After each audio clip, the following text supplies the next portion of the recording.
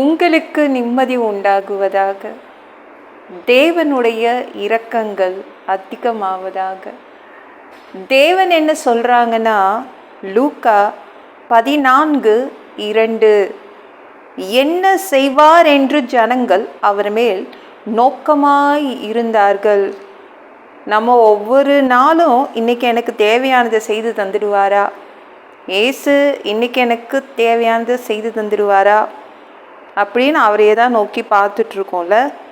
இன்றைக்கி என் வாழ்க்கை விடியாதா, விடிஞ்சிடாதா, இன்றைக்கி எனக்கு வேலை கிடச்சிடாதா, இன்றைக்கி என்னுடைய கடன் அடையாதா, இன்றைக்கி என் வியாதி சரியாயிடாதா அப்படின்னு நம்ம இயேசுவை நோக்கி பார்த்துட்டே தான் இருக்கோம். அப்படி தானே? ஒரு அற்புதம் நடந்துடாதா, ஒரு அதிசயம் நடந்துடாதா, ஏசு கண்ணை திறந்து பார்ப்பாரா, என்ன கண்ணை திறந்து பார்ப்பாரா, நானே ஒரு பாவிங்க, எக்கச்சக்கமாக மோசமானவன், நான் நல்லவன் கிடையாது, நான் நல்லவ கிடையாது, எனக்கு செய்வாரா அப்படின்னு நம்ம எல்லாரும் இயேசுவை நோக்கி பார்த்துட்டு தான் இருக்கோம் இல்லை? இயேசுவை நோக்கி பார்த்துட்டே இருக்கிற உங்களுக்கு அவர் உங்களுக்கு கண்டிப்பாக அற்புதம் செய்ய போகிறாரு. எத்தனை பேர் இயேசுவையே நோக்கி பார்த்துட்ருக்கீங்க? அவங்களுக்கெல்லாம் இன்றைக்கி அற்புதம் நடக்க போகுது. எனக்கு இருக்கிற பிரச்சனைக்கு டாக்டர் எந்த டாக்டரையும் நான் பார்க்க முடியாது. எனக்கு இருக்கிற பிரச்சனைக்கு ஒரு அட்வொகேட்டை பார்க்க முடியாது. எனக்கு இருக்கிற பிரச்சனைக்கு ஒரு போலீஸையோ ஒரு போலீஸ் ஸ்டேஷனில் போயோ நான் பார்க்க முடியாது. இயேசுவை மட்டும்தான் பார்க்க முடியும். என் பிரச்சனைக்கு தேவன்தான் பதில் செய்யணும். எத்தனை பேர் அப்படி சொல்கிறீங்க? இயேசுவை தான் நான் நோக்கி பார்க்கணும், வேறு யாரையும் நான் நோக்கி பார்க்க முடியாது. அப்படி பார்த்தாலும் சரியாகாது. நான் அந்த கட்டத்தில் நிற்கிறேன். உங்களுக்கு தேவன் அற்புதம் செய்து தருவார். சரிங்களா? 38 வருஷமாக ஒருத்தர் புண்ணிய ஸ்தலத்திலேயே உட்காந்துட்டாருங்க. இது புண்ணிய ஸ்தலம், இதில் உட்காந்தா போதும் எனக்கு அற்புதம் நடந்துடும் அப்படின்னு, இதில் பாவ விமோசனம் வந்துடும், இந்த தண்ணியில் மூழ்கி எழுந்துட்டேன்னா ஒரு பாவ விமோசனம் வந்துடும் அப்படின்னு 38 வருஷத்தை வீணாக அப்படியே கழிச்சிட்டாங்க அவங்க. ஒரு வியாதி உள்ளவங்க 38 வருஷம். இது புண்ணியஸ்தலம், இது புண்ணியஸ்தலம். அங்கே நிறைய ஜப ஆலயங்கள் இருந்துச்சு. ஜப ஆலயத்துலேயாவது 38 வருஷம் உட்கார்ந்துருந்துருக்கலாம். 38 வருஷம் பெதஸ்தா குளம் ஒரு புண்ணியஸ்தலம்னு அங்கேயே உட்காந்து, இந்த தண்ணி ரொம்ப எஃபெக்ட்டு, இதில் நான் மூழ்கி எழுந்துட்டேன்னா அவ்வளோதான் அப்படின்னு அந்த தருணத்தை காத்துட்டு இருந்தாங்க. அந்த தருணத்துக்காக காத்துட்டு இருந்தாங்க. எல்லாமே வேஸ்ட்டாக போச்சு. சரிங்களாங்க?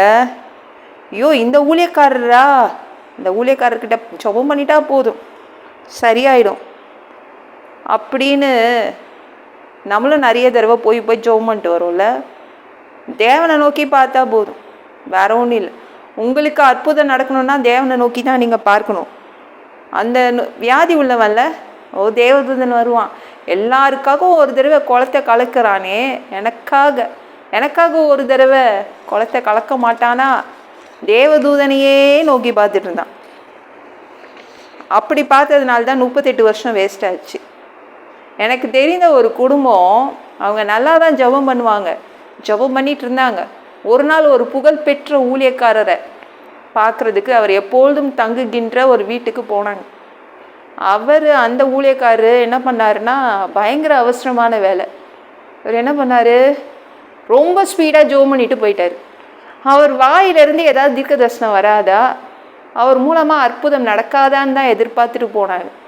எல்லாமே அப்படியே போயிடுச்சு. ஆனால் அந்த குடும்பம் தேவனையே நோக்கி பார்த்தாங்கங்க.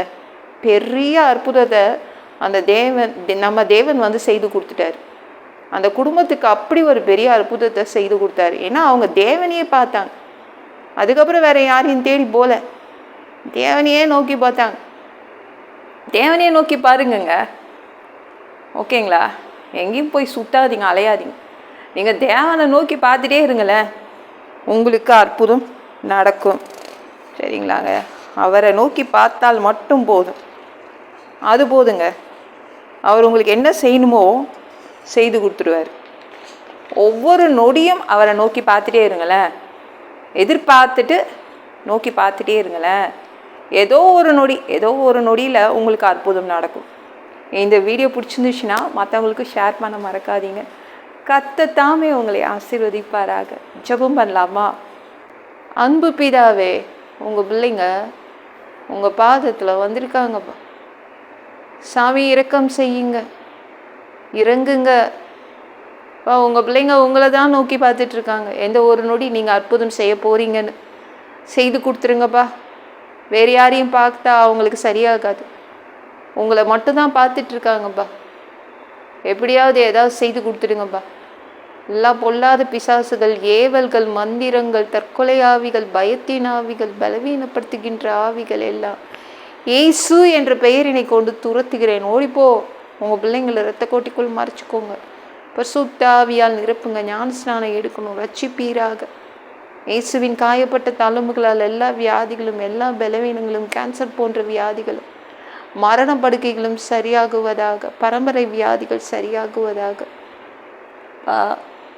மனிதனாக பிறந்தா ஜீவ புஸ்தகத்தில் பேர் இருக்கணும். அப்படி இல்லைன்னா அந்த மனிதனை பிடிச்சி நரகத்தில் தள்ளிடுவீங்க. தீ எரிகிற இடத்துலலாம் எங்களால் வாழ முடியாது, அங்கே அனுப்பாதீங்க. பரலோகத்துக்கு வர ஆசைப்படுறோம்ப்பா. அடித்து உதச்சி திருத்தி எங்களை பரலோகத்துக்கே அனுப்பிடுங்கப்பா. ப்ளீஸ்ப்பா. கழுவப்படாத பாவங்கள் இருந்தால் உங்கள் திரு ரத்தத்தை கொண்டு கழுவி எங்களை பரலோகத்துக்கே அனுப்பிடுங்கப்பா. எந்த இமை பொழுது நீங்கள் வருவீங்கன்னு இயேசுவை வணங்கி காத்துட்ருக்கோம் அப்பா. பரிசுத்தமாக வாழ்ந்து காத்துட்ருக்கோம் அப்பா. அந்த இமை பொழுது உங்களுக்கு ஒப்பான ஒரு உடம்பு எங்களுக்கு கிடைக்கும். அதை பெற்றுக்கொண்டு ஏஞ்சல்ஸ் மாதிரி பறந்து மதிய வானத்தில் உங்களை பார்க்க, உங்களை சந்திக்க வருவோம். அந்த தருணத்தை நாங்கள் இழந்துடக்கூடாதுப்பா. பரிசுத்தமாக வாழ்கிறது ஒரு மனிதனால் கூடாதுப்பா. அதற்கு கூட உங்கள் உதவி தான் தேவைப்படுதுப்பா. 7 வருடம் அந்த பிசாசு நடத்தும் ஆட்சியிலலாம் எங்களை விட்டுட்டு போயிடாதீங்கப்பா. அந்தி கிறிஸ்து ஆட்சியில் விட்டுட்டு போயிடாதீங்கப்பா. 3ஆவது தடவை கூட இந்த பூமிக்கு வருவீங்க. 1000 வருடம் இந்த பூமியை ஆட்சி செய்வீங்க. அந்த பொற்காலத்தை பார்க்க ஆசைப்படுறோம். எல்லாவற்றையும் ஒப்பு கொடுக்குறேன். இயேசு மூலம் ஜெபம் கேளும் பிதாவே. ஆமென். நாளைக்கு பார்க்கலாம்.